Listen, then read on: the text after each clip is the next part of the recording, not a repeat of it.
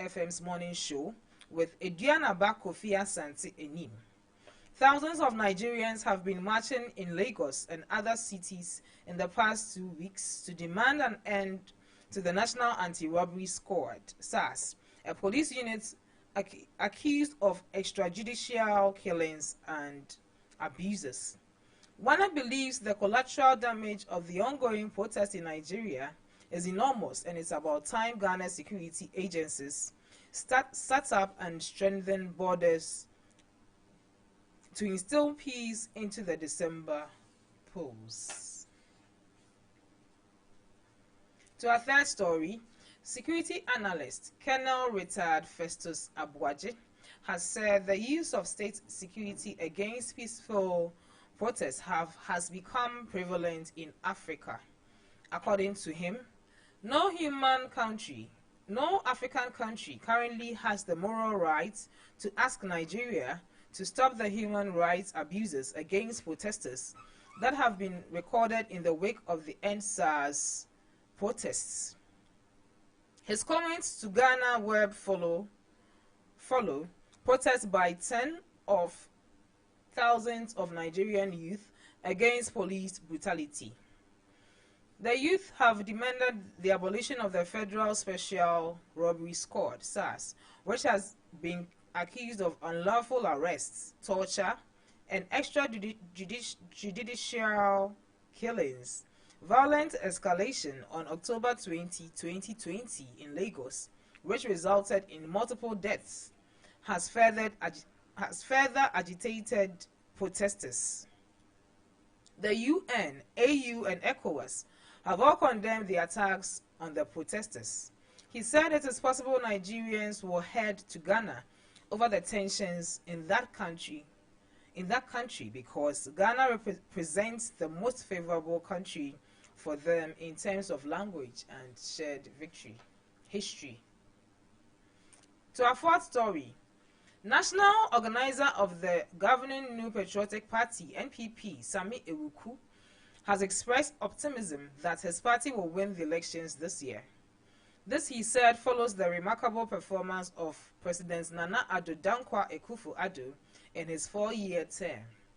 Ghanaians go to the polls on December 7 to elect a president and members of parliament. The various political parties have commenced their campaign activities to get their preferred candidates elected into office. The NPP is embarking on several campaign activities, including a health walk in the Ashanti region on October 31st. Mr. Uku, in a tweet on this exercise, said, "Delighted to join my brother Francis Asenso Boache and other members of the Elephant family on the big walk." To our fifth story, former President John Dramani Mahama has described the ongoing turmoil in Nigeria as regrettable. He has kicked against the security's high-handedness against unarmed demonstrators, leading to deaths. Several other Nigerians and Ghanaians, including high-profile musicians, broadcasters, and actors, have taken to Twitter to express their misgivings over the incident. Mr. Mahama, who is a former chairman for the Economic Community of West African States, ECOWAS, also asked the regional body to be proactive in forestalling such occurrences. The presidential candidate said this in an interview on Thursday, October 22, 2020.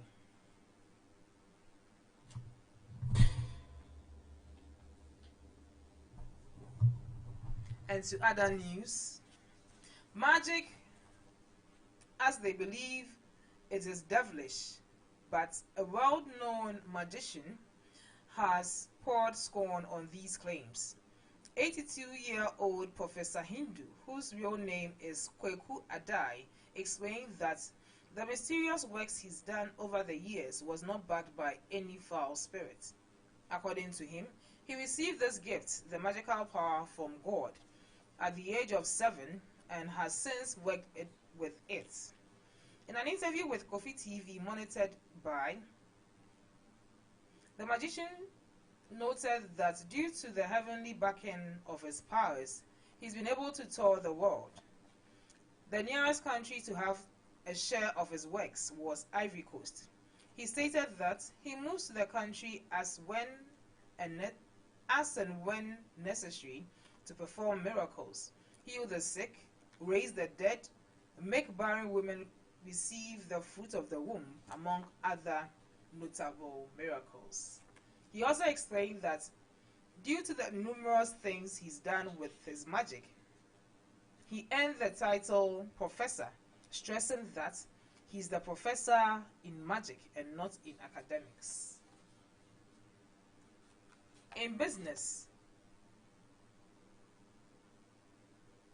Georgios Badaro, Business Executive Officer, Dairy Health and Nutrition Solutions, Nestle Philippines, has been appointed as the new Managing Director for Nestle Ghana. This follows the recent appointment of Ms. Philomena Tan in Nestle headquarters in Switzerland as Global Category Leader, Dairy Children and Growth Solutions. Georgios brings to Nestle Ghana over 19 years of experience across several roles in the commercial field.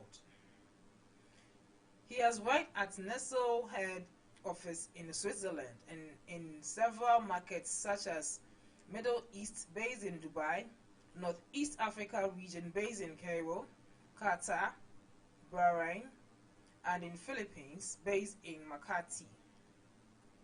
Based in Accra, Georgios Badaro will be responsible for overseeing Nestle's businesses in Ghana, Liberia, and Sierra Leone under the Central and West African region of the country.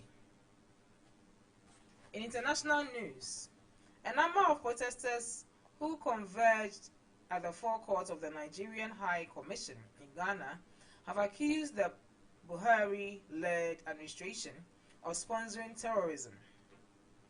This comes after the massacre at Lekki Toll Gate on Monday, October 20, which left 12 protesters dead and several others injured. Meanwhile, PM News Nigeria reports there was a sporadic shooting by military operatives who attempted to disperse market women in Benin, Edo State on Wednesday.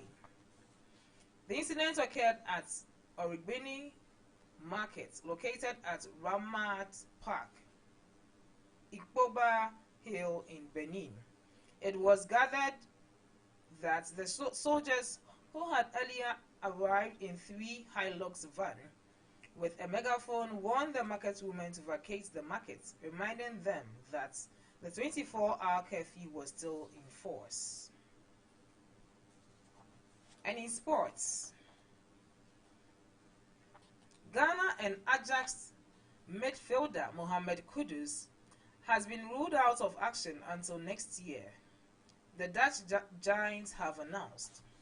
The 20-year-old picked up an injury in his debut Champions League game against Liverpool at the Johan Cruyff Arena on Wednesday night. Kudus sustained the knee injury after a collision with Liverpool midfielder Robinho before he was substituted. The club has announced he has suffered a meniscus injury that will keep him sidelined for several months.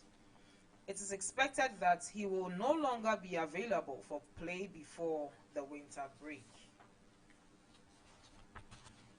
And in entertainment, Ghanaian actor and socialite Nana Tornado has stated that he has regretted being a Christian some years ago. Speaking in an interview with Zion Felix on the Uncut show, the entertainer revealed that one of the saddest things he has done in life is to accept the Christian belief. He averred he will never forgive himself for worshipping Jesus Christ.